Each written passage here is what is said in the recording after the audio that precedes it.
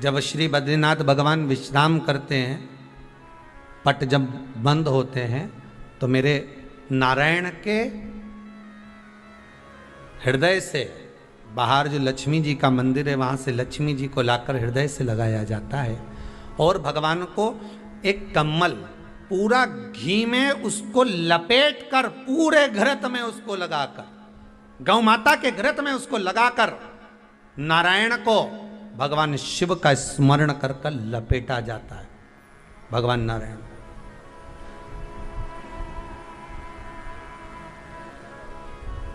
बद्रीनाथ बाबा के मंदिर में दिया घी से भर दिया जाता है, ताले लगा दिए जाते हैं, सब नीचे आ जाते हैं। जब अक्षय तृतीया के समय पर पट खोलते हैं, बाबा का कम्मल घृत से जुड़ा हुआ वैसा कि वैसे ही घृत भरा हुआ, घृत में स्थिरता है, घर में घृत के अंदर लक्ष्मी का भाव आ जाता है। हमारे यहाँ हिंदू धर्म में बहुत सुंदर बात कही जाती थी पहले, आजकल जमाने में कहते कि नहीं कहते मालूम नहीं, पर मारवाड़ के अंदर एक रीति थी। घर के अंदर, रसोई घर में एक इतनी बड़ी कुल्हड़ होती थी जिसमें घी भरा होता था, छोटी सी चम्मच होती थी, उसमें पूरे घर का घी खाली हो जाए पर उस कुल्हड़ का घी खाली नहीं होना चाहिए। नानी भाई का मायरा सुना है आप लोगों ने? अगर नानी भाई का मायरा सुना होगा तो नानी भाई के मायरे में नरसिंह मेहता जी की जो दादी के प्राण छूटे थे, वो केवल इसी बात पे छूटे थे। अगर नानी भाई का मायरा सुना होगा तो आपको मालूम होगा, नानी भाई के मायरे में जब नरसिंह मेहता भोजन करने के लिए बैठे तो नरसिंह मेहता की भाभी दुरत गौरी ने कह दिया दादी के सामने, जब दादी बोली क्यों इसकी रोटी में घी नहीं लगा, तो कहा कुल्हड़ का घी समाप्त हो गया है, रसोई घर में जो बाटकी रखी थी उसका घी समाप्त हो गया। जय कुंवर भाई को चिंता लग गई, आंखों से अश्रु बहने लगे और जय कुंवर भाई, नरसिंह मेहता की दादी प्राणों को छोड़ दी कि मेरे रसोई घर का घी समाप्त हो गया, मतलब ये घर अब बर्बाद होने में देरी नहीं लगेगी।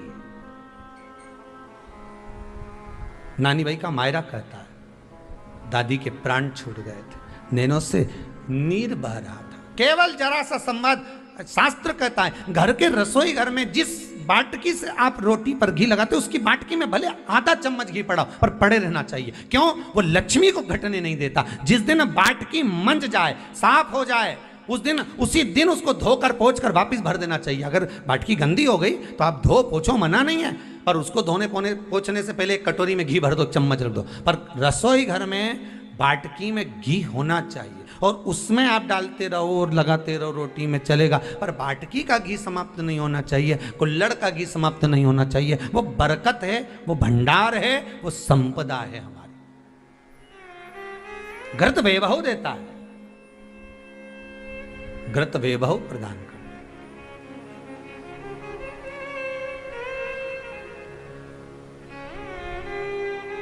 घृत वैभवता देता है। कितना सुंदर कहा है। शंकर भगवान के शिवलिंग पर घृत चढ़ाने के बाद आपने दही चढ़ाया शिव जी को, ठीक है, आपने दूध चढ़ाया, जल चढ़ाया, दही चढ़ाया, शहद चढ़ाया, शक्कर चढ़ाई, मिष्ठान चढ़ाया, जो भी आप शिव जी को चढ़ा रहे हो उसमें से केवल एक पदार्थ, एक वस्तु, घी, शंकर के शिवलिंग पर चढ़ाने के बाद में उसी शिवलिंग का घृत, जहां शिवलिंग रखा हुआ है, शिवलिंग जहां रखा रहता है उस कटी पर उस घृत से हस्त फेर देना चाहिए अपनी मनोकामना कर कर। जो अभिषेक आपने किया है वो अभिषेक का फल भगवान भोलेनाथ कुछ ही दिन में प्रदान कर देते हैं। मात्र उंगली फेर देने पर, घृत पात्र की उंगली, घृत का जो आप अभिषेक कर रहे हो, जल चढ़ा रहे हो, दूध चढ़ा रहे हो, आप पंचामृत सामग्री समर्पित कर रहे हो, आप दुनिया की सारी वस्तु भगवान को दे रहे हो, तो घी चढ़ाते समय जब घी चढ़ जाए, शंकर के शिवलिंग पर घी चढ़ गया, उसकी एक उंगली लेकर शिव मंदिर में जहां शंकर जी पिंडी पर बैठे हैं उस जलाधारी पर जो शिवलिंग रखा हुआ है उसके चारों तरफ उस घृत को लगा देना चाहिए अपनी कामना कर कर। महाराज शिव उसको स्वीकार करता है। क्यों? शंकर और पार्वती के मिलन स्थल, माता पार्वती की गोद में भगवान शंकर का जो शिवलिंग स्वरूप विराजमान है, हस्त कमल के अंतर्गत जो भगवान विराजमान है, उसका फल चोगना मिल जाए।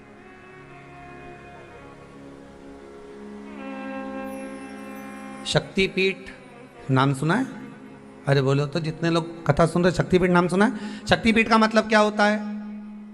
जहां पर माता सती के अंग के टुकड़े होकर गिर पड़े, वो शक्तिपीठ के रूप में निर्मित हो गए। तो जितनी भी शक्तिपीठ होती है, उन शक्तिपीठ में आप लड्डू चढ़ाएं, पेड़ा चढ़ाएं, वस्त्र चढ़ाएं, आभूषण चढ़ाएं, सोना चढ़ाएं, चांदी चढ़ाएं, मुद्रा चढ़ाएं, आपकी मर्जी पड़े करोड़ों रुपए चढ़ाएं, मना नहीं है। पर शक्तिपीठ का दर्शन करने जब जाएं तो कम से कम थोड़ा साथ में गाय का घृत, असली घी साथ में लेकर अवश्य जाएं। क्यों? शक्तिपीठ पर भी घी समर्पित करने से मनोकामना पूर्ण हो जाती है। आप आएंगे शक्तिपीठ का दर्शन करके और मनोकामना पूर्ण होना है, मात्र शक्तिपीठ। आप चढ़ाएं वस्तु, ढेर चढ़ाएं, आप सोना चांदी अंबारियों में धन दौलत सब चढ़ाएं, पर साथ में आप चुनरी चढ़ा रहे हैं, साड़ी चढ़ा रहे हैं, घृत भी दीजिए, घृत भी प्रदान।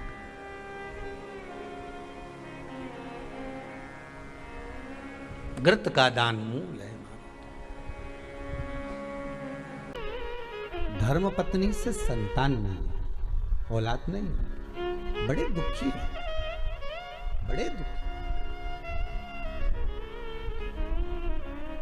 अच्छा, संतान नहीं हो, किसी नारी की गोद, अगर स्त्री की गोद अगर खाली रह जाए तो भी दुख होता है उसको कि मेरे घर में औलाद नहीं, संतान नहीं। हम कई बार कहे, आज फिर कहते हैं, ये टेस्ट भी बाद में कराना, सारी जांचें बाद में कराना। एक बार शंकर का भजन कर कर देख लो। सब जगह से अगर हार जाओ और सारे रिपोर्ट आपकी आपने सब दूर दिखा ली, तो एक बार शंकर पर भरोसा कर कर तुमरुका जी का नाम लेकर सफेद आंकड़े की जड़ को शिव जी पे से रजस्वला धर्म के 7वें दिन 21 बार घुमा लो, नाम गोत्र बोलकर कमर में लाल धागे में बांध लो, पीपल के पत्ते शिव जी को चढ़ाओ, उठाकर लाओ, उस एक पत्ते को रात्रि को गाय के दूध में उकालो और उस दूध को दोनों पति पत्नी पियो, साथ रहिए। समय आएगा, बाबा चाहेगा तो 3 या 4 महीने में गर्भ ठहर ही जाएगा। सारे डॉक्टर को दिखा लिया अपनी जगह, टेस्ट भी करवा लिया अपनी जगह, पर एक बार प्रयोग, और वो विश्वास रखकर करना पड़ेगा। शंकर पर जो भी कार्य कर रहे हो आप, जो उपाय कर रहे हो आप, शिव का स्मरण कर, भगवान पर अगर विश्वास रखोगे, भरोसो दृढ़ इन चरणन कहो, श्री वल्लभ नक चंद्र छटा बिन सब जगह माही अंधेरो। अगर भरोसा है तो शंकर है, और भरोसा नहीं तो शिव कहां से? विश्वास लेकर अगर आए हो तो काम तो होगा। ये लोग काशी से आए हुए हैं, विश्वास लेकर ही तो आए होंगे कि हम जाएंगे शंकर की कथा में तो बाबा कृपा जरूर करेगा। कई लोग यहाँ पर बैठे हुए हैं जो विश्वास लेकर आए हुए हैं, दूर दूर से आए हुए हैं, केवल विश्वास लेकर कि भगवान कृपा करेगा किसी न किसी रूप में, मुझे विश्वास है कि बाबा मेरी सुनेगा।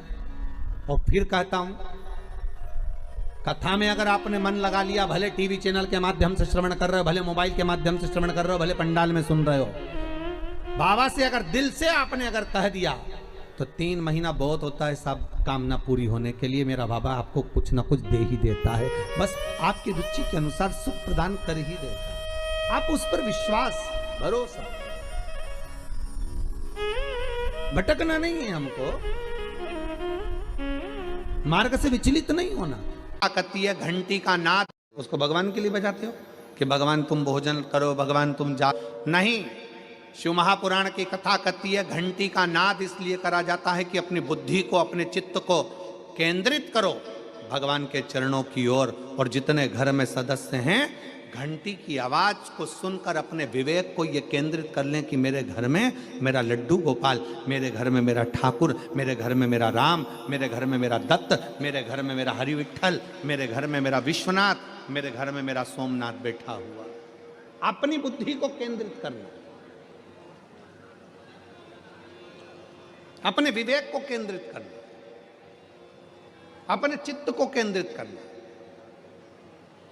कि यहां मेरा भगवान बैठा है और मुझे मेरी बुद्धि को केंद्रित करना। और मेरी जीजियों से, सूरत के मेरे जीजाओं से निवेदन है, बेटी और बेटाओं से निवेदन है, अगर शंकर जी के मंदिर में जाकर एक लोटा जल अगर आप चढ़ा रहे हो तो भगवान को धन्यवाद देना कि मेरे पिछले जन्म के अच्छे कर्म मुझे बाबा तेरा।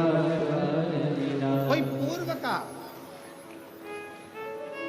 कोई अच्छा कर्म होगा, कोई पूर्व का अच्छा कर्म होगा जो मुझे बाबा तेरा साथ। मेरी जीजियों से, मेरे जीजाओं से, बेटियों से, बेटाओं से, मंजिल तक पहुंचने के लिए पांव की जरूरत होती है और शंकर तक पहुंचने के लिए भाव की जरूरत होती है। मंजिल तक पहुंचना है तो पांव की जरूरत होगी और शंकर तक पहुंचना है, शिव तक पहुंचना है, शंकर से कुछ प्राप्त करना है, झोली पसार कर अपनी झोलियों में खुशियां प्राप्त करना है तो भाव की जरूरत होती है, केवल भाव। आप कितने धनपति हैं, कितने करोड़पति हैं, कितने सत्तापति हैं, कितने वैभवपति हैं, कितना आपके पास में वैभव है, कितना धन है, कितनी संपदा है, वो कोई मायना नहीं रखता। आपका भाव कितना है, शंकर जी के प्रति आपका दिल कितना है, भगवान शंकर के प्रति आपका भाव कितना है, वो देखा जाए। और कभी मौका लगे ना तो एक बार सीहोर कुबेरेश्वर धाम रुद्राक्ष महोत्सव में आकर देखिएगा। हीरे की चूड़ियां पहनने वाली मेरी जीजियां, जिनके घर में 10-10 नौकर काम करते हैं, वो भी कुबेरेश्वर धाम में बर्तन मांजने की सेवा करती हैं, आकर सेवा में लगी रहती हैं, भोजन बनाने की सेवा करती हैं। जिनके घर में 10 नौकर लगे हैं वो कुबेरेश्वर धाम में आकर बाबा की सेवा में लगती हैं। उनसे पूछो कि तुम क्यों सेवा करती हो, उनसे पूछो कि तुम यहाँ आकर क्यों करती हो सेवा, तो वो कहती हैं हम साल में एक बार बाबा के धाम आते हैं और कुबेरेश्वर बाबा के यहाँ आकर सेवा कर कर जाते हैं। साल भर कुबेर भंडारी इतना देता है कि हमारी सेवा के लिए 10 नौकर लाकर खड़ा कर देता है। ये उसकी कृपा, ये उसकी उदारता, ये उसकी दया। शंकर भगवान ने पूछा कौन सा रूप, तो कि जो मैं बचपन में भजती थी, जो मैं बचपन में भजती थी, जिसको मैंने बचपन में दर्शन किए हैं, छोटा सा शिवलिंग, छोटा सा शिव, ठीक है, छोटा सा शिवलिंग का रूप शंकर भगवान रखने को तैयार है, ठीक है। शिवजी ने पूछा कि मुझे उठाएगा कौन। पार्वती जी मुस्कुरा कर कहती हैं सुनो भोलेनाथ, आप अगर अपने असली स्वरूप में बैठते हो ना तो दुनिया का कोई तुम्हें तिल भर नहीं हिला सकता, पर जब तुम छोटे से शिवलिंग के स्वरूप में हो जाते हो तो कोई बच्चा भी तुम्हें गोदी में ले लेता है, क्योंकि वह आपको भोला मानता है, वह आपको भोला मानता है, वह आपको भोला समझता है, सरल सहज।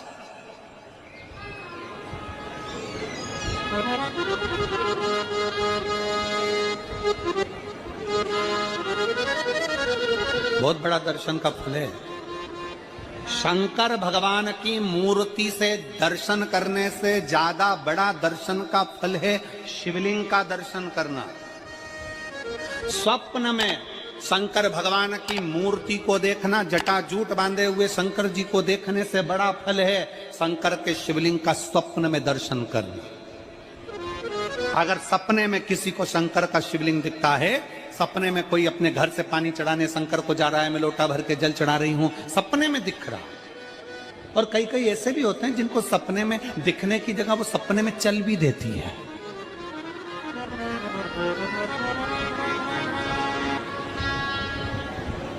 महाराष्ट्र में कथा थी तो वहां एक पत्र आया था, एक भाई ने लिखा था मेरी पत्नी से मैं बहुत परेशान हो गया हूं। उसका नाम हमें स्मरण में नहीं है, सिरपुर की कथा में वो पत्र था। तो उसने लिखा मैं अपनी पत्नी से परेशान हो गया हूं।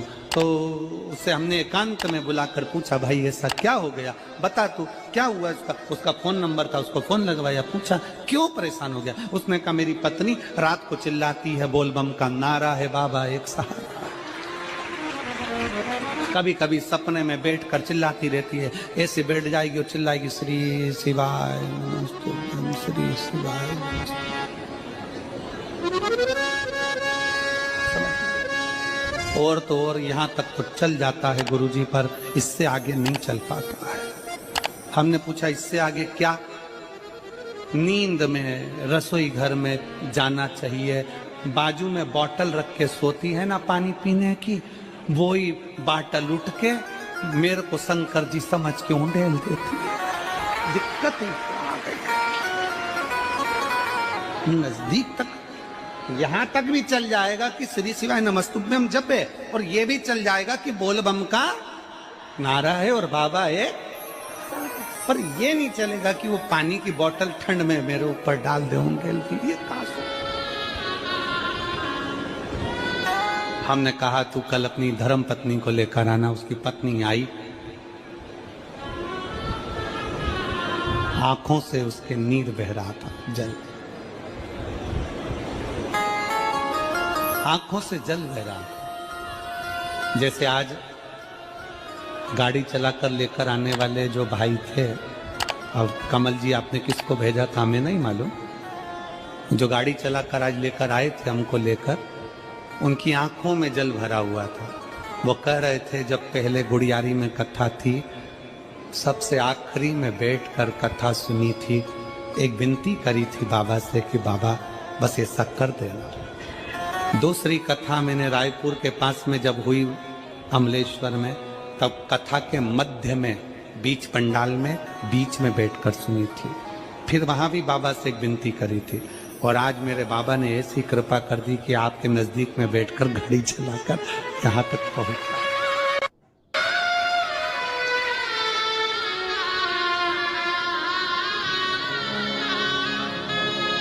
शिव कृपा। गाड़ी चलाते चलाते उनकी आंख में जल था, तो हमने उस दीदी से पूछा, जी तुम रो क्यों रही हो, ये बताओ रोने का कारण क्या है?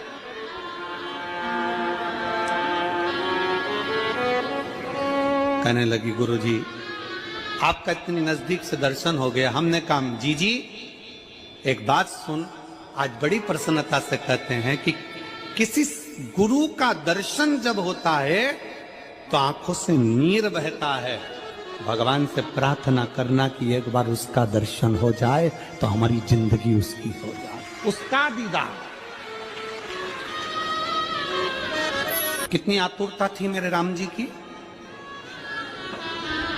राम जी ने शिवलिंग की स्थापना जब रामेश्वर में करी, उसके पहले राम जी ने हनुमान जी से कहा जाकर कैलाश पे से शिवलिंग लेकर आओ।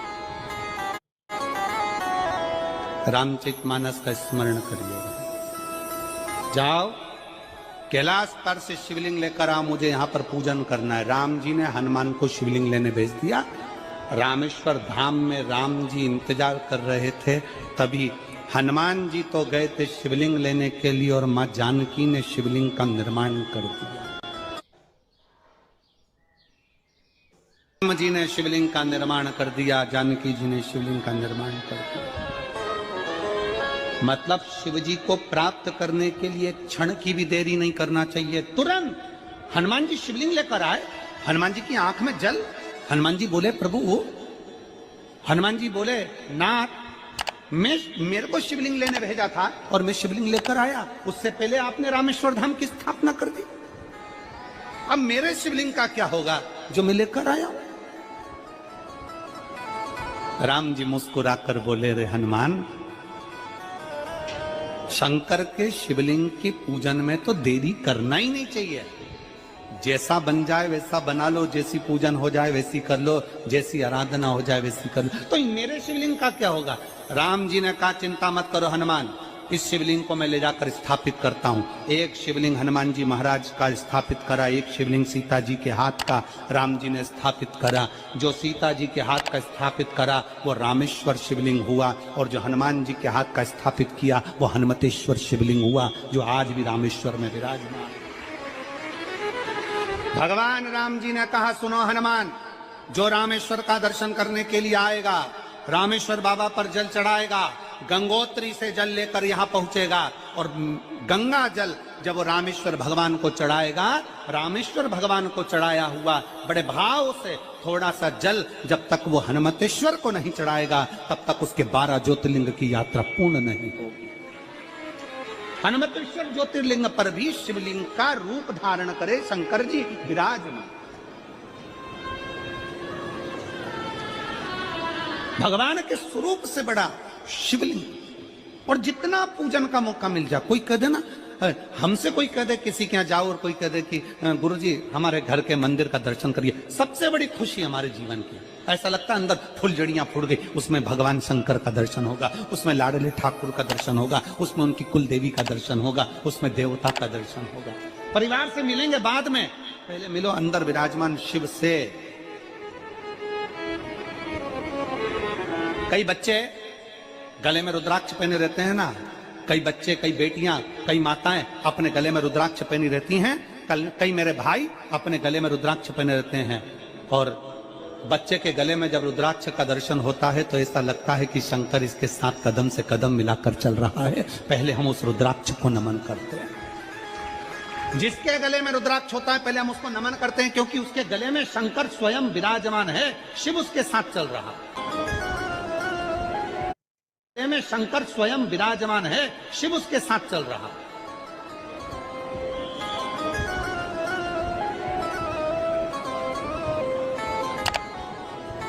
शिव उसकी साक्षी दे रहा है।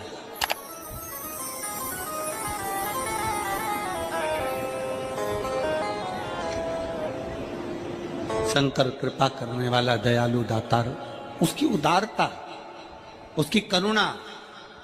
एक पत्र है,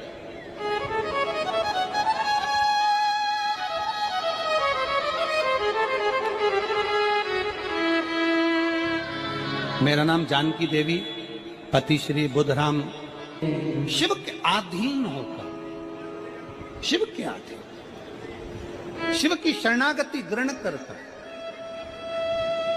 शंकर की, हम शिव के अधीन होकर क्या देगा शिव, क्या प्रदान करेंगे भगवान शंकर?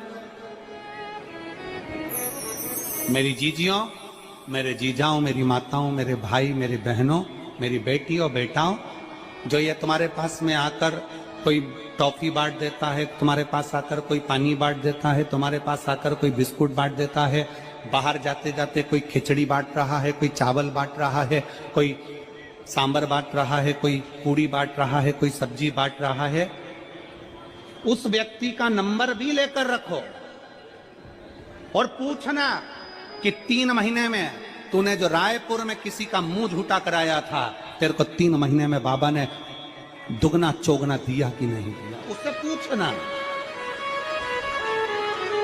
कि उसने प्रदान किया कि नहीं किया। वो शिव है, शंकर है। अपना रूप बदल लीजिए, शंकर भगवान अपना रूप बदल लो। शिव जी शिवलिंग की आकृति, पार्वती जी से पूछ रहे मुझे उठाएगा कौन? शंकर भगवान से पार्वती जी कर रही हैं, अगर आप स्वरूप में रहेंगे तो कोई नहीं उठाएगा, पर आप शिवलिंग की आकृति में आ गए तो कोई भी उठा ले।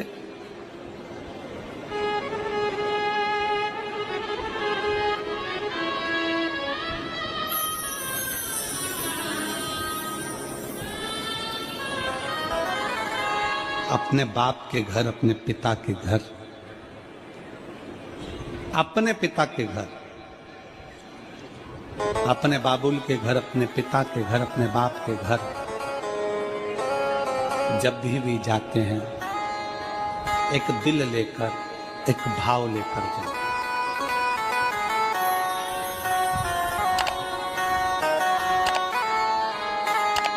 और ध्यान देना, जेब खाली है, जेब खाली है, फिर भी मना करते नहीं। जेब खाली है, फिर भी मना करते नहीं। मेरे पिता से अमीर इंसान आज तक कहीं देखा नहीं। कहाँ देखा?